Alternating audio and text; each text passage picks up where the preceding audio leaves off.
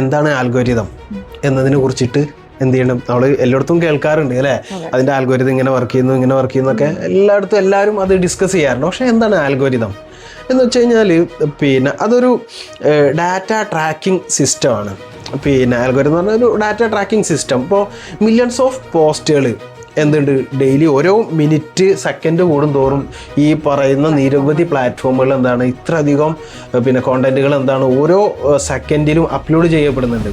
അപ്പോൾ സ്വാഭാവികമായിട്ടും നമ്മുടെ ഈ സോഷ്യൽ മീഡിയ പ്ലാറ്റ്ഫോമുകളുടെ ആവശ്യം എന്താണ്, ആളുകൾ ഇതിൽ എത്ര സമയം ആളുകൾ ഇതിൽ ഈ ആപ്പിൽ തന്നെ ഇരിക്കും എന്നാണ് അവരുടെ. കാരണം എത്ര പേര് ഫുൾ ടൈം 24 മണിക്കൂറും ഈ ആപ്പിൽ അവർക്ക് ഇരിക്കുകയാണെങ്കിൽ അത്രയും ബെനിഫിറ്റ് അവർക്ക് ഉണ്ടാവും. നമ്മൾ ഈ അറ്റൻഷൻ ഇക്കോണമി എന്ന് പറയും അല്ലേ, നമ്മുടെ ഈ അറ്റൻഷൻ നമ്മൾ മുഴുവൻ നേരം ഇതിലിരിക്കുക എന്നതാണ് അവരുടെ പ്രോഫിറ്റ് എന്ന് പറയുന്നത്. നമ്മൾ എത്ര നേരം ഇരിക്കുന്നു അപ്പോൾ അത്രയും അവർക്ക് പരസ്യങ്ങളായാലും അവർ ഉദ്ദേശിക്കുന്ന കാര്യങ്ങളൊക്കെ അതിൽ എന്ത് ചെയ്യാൻ പറ്റും, ഇടാൻ പറ്റും എന്നുള്ളതാണ്.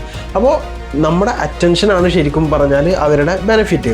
അപ്പോൾ ഇവരെന്ത് ചെയ്യും, നമ്മൾ ഏറ്റവും കൂടുതൽ എന്തിലാണോ കാണുന്നത്, വാച്ച് ചെയ്യുന്നത്, അതുപോലെ നമ്മൾ ലൈക്ക് ചെയ്യുന്നത്, കമൻറ്റ് ചെയ്യുന്നത്, ഇങ്ങനെയുള്ള കാര്യങ്ങൾ അവർ നോക്കിയിട്ട് നമുക്ക് ഇഷ്ടപ്പെട്ട അവർക്ക് നമ്മുടെ ഒരു പാറ്റേൺ മനസ്സിലാവും, നമ്മുടെ ഒരു ബിഹേവിയർ മനസ്സിലാവും.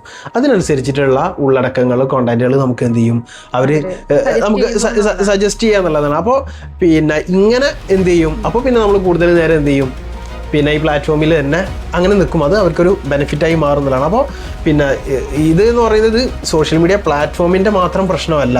സോഷ്യൽ മീഡിയ പ്ലാറ്റ്ഫോം നമ്മെ വായിക്കാം, സാധാരണ പറയും അത് നമ്മുടെ തന്നെ മിററാണ്. നമ്മുടെ ഫീഡ് എന്ന് പറയുന്നത്, നമ്മുടെ ഫീഡിൽ സജസ്റ്റ് ചെയ്യുന്ന വീഡിയോസ് അല്ലെങ്കിൽ സജസ്റ്റ് ചെയ്യുന്ന കോണ്ടന്റ് എന്ന് പറയുന്നത് നമ്മുടെ തന്നെ റിഫ്ലക്ഷൻ ആണ്.